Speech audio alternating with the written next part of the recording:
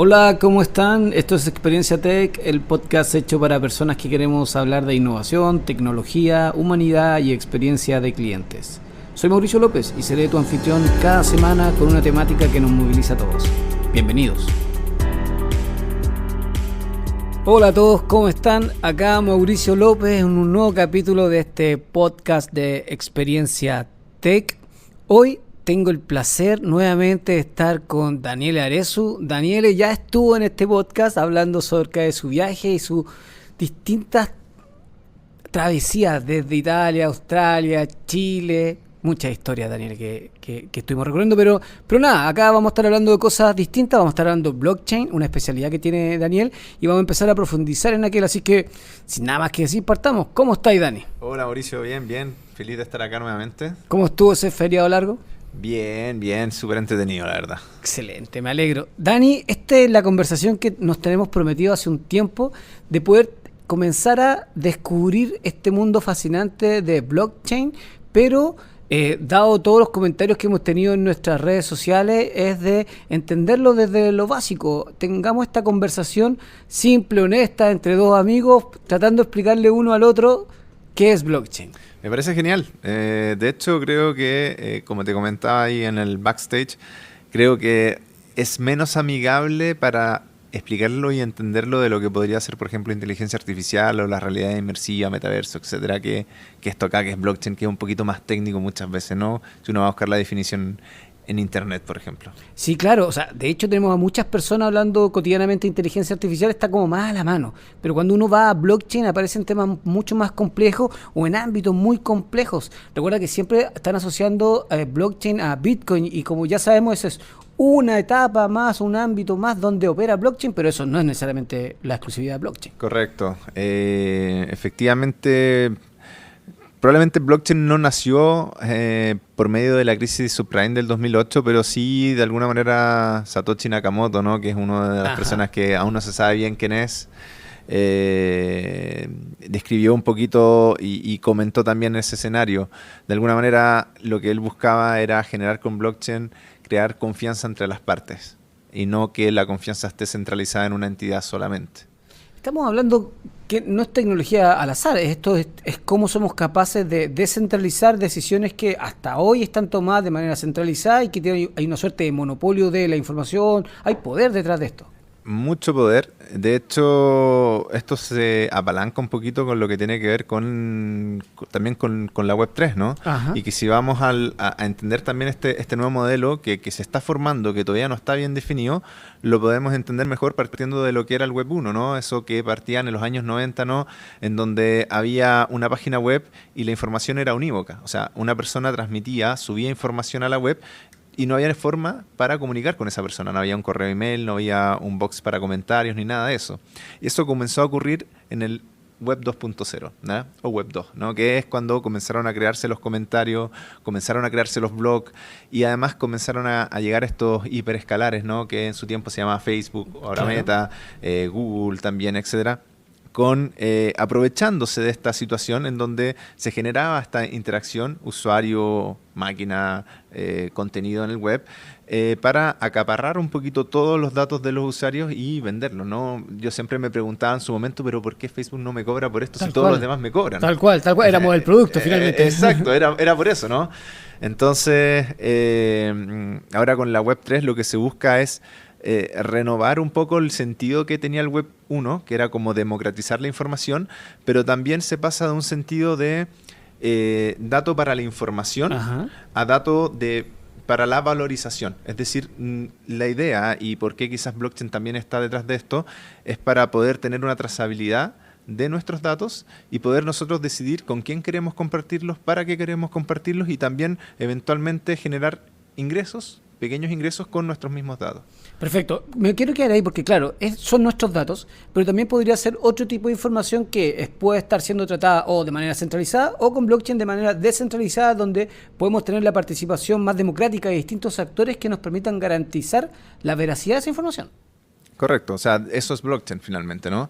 Es un libro contable, pero es de manera metafórica, digamos, un libro contable. Digamos que un registro de información, que no necesariamente tiene que ser contable, puede ser cualquier cosa que tú quieras registrar, Por ejemplo, en Bitcoin cada bloque pesa más o menos 1 mega, por lo tanto eso es lo que uno puede registrar dentro del bloque. Y finalmente nos permite democratizar la información en el sentido de que este bloque, esta información está distribuido entre varias personas y estas personas tienen reglas comunes para aceptar nueva información y enriquecer este bloque o este registro. Yo hace un tiempo escuchaba a una persona de Meta hablando acerca de inteligencia artificial y cómo esta persona indicaba que cuando se trabajaba con datos abiertos, esto permitía dar mayor certeza y seguridad sobre los avances que viene, porque así un puro ente no iba a monopolizar el desarrollo de esa tecnología. Entonces, a mí me suena que en el ámbito de blockchain me sucede exactamente lo mismo. Es como donde hay distintos actores que están participando de estos nodos, son capaces de permitirnos tener algo de certeza sobre la información que está siendo compartida. Correcto, sí. Creo que ese es un punto súper importante, ¿no? Muchas veces hablamos de las brechas que existen, y estoy hablando en el término más amplio, ¿no? Que existen entre, por ejemplo, no sé, Estados Unidos y LATAM o Asia incluso. Y creo que desde este punto de vista la brecha en sí no son más edificios, más infraestructura, sino que muchas veces es conocimiento y educación lo que puede limitar esas brechas. Y esto lo digo porque respecto al pasado, donde generalmente teníamos como licencias de Microsoft, licencias de SAP, de Oracle, etc., eran licencias que son, y el día de hoy también lo siguen siendo, cerradas. Pero cada vez estamos trabajando más con sistemas open source, ¿no? De código abierto. Y eso permite generar comunidad, generar desarrollos más rápidos e involucrar también más gente. Entonces ese sentido de comunidad, de alguna manera, también se está abarcando a través del blockchain, que tiene un poquito ese espíritu detrás, ¿no? Que tiene que ver con la comunidad. Y para terminar, de hecho, las tecnologías del presente están habilitándose en código abierto, tenemos acceso a software, tenemos acceso a Internet, digamos, y creo que lo que se necesita es encontrar talento y gente que sea capaz de integrar los distintos sistemas habilitantes o habilitadores para construir modelos de negocio sostenibles en el tiempo. Entiendo. Pero aterricémoslo un momento. Cerremos bien el primer peldaño. Definamos qué es blockchain. Para ser bien simple y no entrar en argumentos muy complicados, la idea acá es... hablamos de un registro de transacciones. Cerramos el registro de transacciones, pero este registro de transacciones no está solamente en una parte o en una entidad, sino que este está compartido en varias entidades. Estas entidades tienen reglas comunes para ingresar nueva información. Por lo tanto, cuando se respetan estas reglas, esta información viene ingresada a este libro contable y viene actualizada en todos los libros contables que están en circulación. Es como el libro mágico que me estuviste hablando hace un rato atrás. Sí, te comentaba que, por ejemplo, había preguntado a ChatGPT cómo le explicaría blockchain a un niño, y efectivamente me respondió como si fuera un libro mágico en donde tenemos este libro con más amigos, y que cada cosa que escribe cada amigo, independientemente de la distancia en la que se encuentra, lo voy a ver también reflejado en mi libro, que puede estar a 1000 kilómetros de distancia, por ejemplo. Y por lo tanto puedo contribuir también con mi parte de la historia.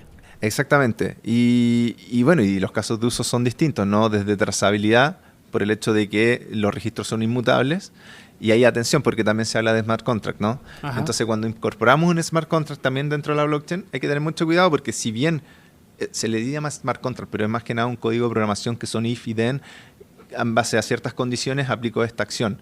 ¿Qué ocurre? Que si está dentro de la blockchain, como es inmutable, ese código, ese smart contract no se puede cambiar. Entonces, si uno piensa existe la posibilidad de que puedan cambiar las reglas del juego, bueno, ese blockchain puede dejar de funcionarte. ¿Y cuándo apareció el primer caso de blockchain documentado, Dani? ¿Desde cuándo estamos hablando de esta tecnología? Mira, creo que las primeras veces fue por ahí, por principios de los años 90. Hubieron dos académicos que comenzaron a teorizar sobre lo que hoy día conocemos como blockchain. Faltaban algunas patitas, y es ahí la genialidad de Satoshi Nakamoto, que logró cerrar completamente el círculo con los mecanismos de consenso, con el tema de la criptografía, con las llaves públicas privadas que hacen parte también de este sistema, etc. Cuéntame, Nosotros hemos conversado un poco antes para entender cómo funciona esto, pero descríbeme un poquito cómo es esta red. Hay nodos, hay usuarios, hay mineros, para que todos podamos entender de qué estamos hablando. Sí, me resulta un poco difícil generalizar porque como te comentaba, podemos hablar de blockchain públicos o blockchain privados, también digamos estarían los consorciados, híbridos, etcétera. Yo en realidad los separaría en particular en dos categorías que son los consorciados y los privados. Entonces tenemos distintos tipos de información. ¿Hay públicos y privadas? Sí, correcto. Digamos que hay distintos tipos de blockchain. Como dices tú, existen los blockchain públicos y privados y algunos elementos en los que se pueden diferenciar, por ejemplo, es en el acceso. En el blockchain público cualquiera tiene acceso, mientras que en los privados lógicamente no, solamente la organización podría acceder a este tipo de blockchain. Los participantes son permissionless, son anónimos, cualquiera puede participar, mientras que los privados no, son solamente un determinado grupo que efectivamente pueda ser parte de esta red. ¿Cómo se genera la confianza? En el público es a través de mecanismos de consenso, mientras que en el privado son participantes preaprobados. Por lo tanto, no es necesario tener un consenso como el Proof of Work o el Proof of Stake, sino que en este caso muchas veces son votaciones porque tú ya conoces las partes. El mecanismo de consenso es lo que hablábamos antes, ¿no? ¿Tú cómo sabes que hay una persona que quiere hacer algo fraudulento? No lo sabes y puede unirse a la red. Entonces, a través del mecanismo de consenso tú de alguna manera estás limitando eso. Con una red blockchain privada en realidad no necesitarías porque conoces quién es el que participa en la red. Claro, es como que el blockchain privado me suena más como al trabajo en línea, porque yo ya sé quiénes son los actores y tengo validado qué tipo de información va a estar circulando. En cambio, en el público, efectivamente, puedo tener distintos agentes que pueden participar de este proceso sin necesariamente conocerlos, anónimos. Correcto, pero cada uno tiene sus ventajas y desventajas. La velocidad de registro, generalmente en los públicos, como son muchas más participantes, es también más pesado, necesitas pasar por cierta auditoría y por lo tanto puede ser más lento respecto al privado, que es un sistema de votación y ya está, y se ingresa la transacción.